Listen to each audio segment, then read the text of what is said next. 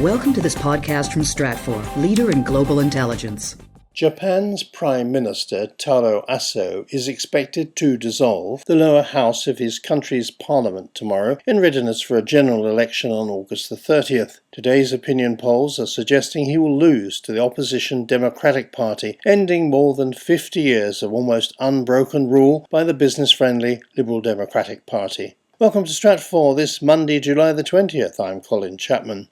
Taro Aso is deeply unpopular, and many believe that his party's terrible showing in the Tokyo city elections would force him to step down. But he hasn't done so, despite polls in both the Asahi and Mainichi newspapers showing support for him has slumped to just 17%. That said, the polls don't show great enthusiasm for opposition leader Yukio Hatoyama. The Asahi poll had 57% saying neither was suited to running the country.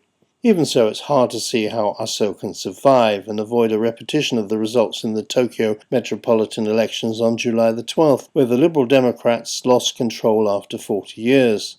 The Japanese economy has been stagnating for over a decade and is now running at about 10% below capacity. The opposition is a hodgepodge of both politicians and policies, and so, if elected, is unlikely to bring about transformation, though a defeat would allow the LDP to refresh itself. Outsiders find it hard to understand how Japan, still the world's second-largest economy, could find itself so stagnant. But there are some changes in the wind, in technology and in defence that have gone largely unspotted. One of these is the Japanese Ministry of Defence's annual white paper, released at the weekend, which details Japan's self-defense forces' efforts and Tokyo's intentions to operate and expand the Japanese military. What is particularly interesting in the white paper is its explicit reference to the development of space for the purpose of national security. Tokyo clearly now intends to exploit space for military purposes.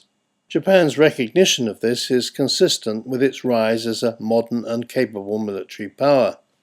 Though still hobbled in many ways by legal distinctions and inefficiencies dating back to the post-World War II rehabilitation, Japan is moving quite deliberately to improve its military capability and reach.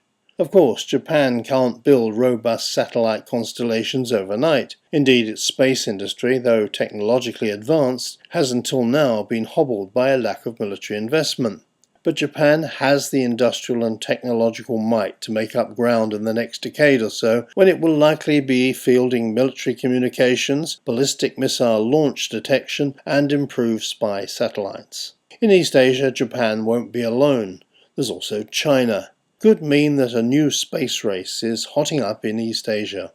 And you can read Japan, the Military Exploitation of Space, a special article on our website today, www.stratfor.com.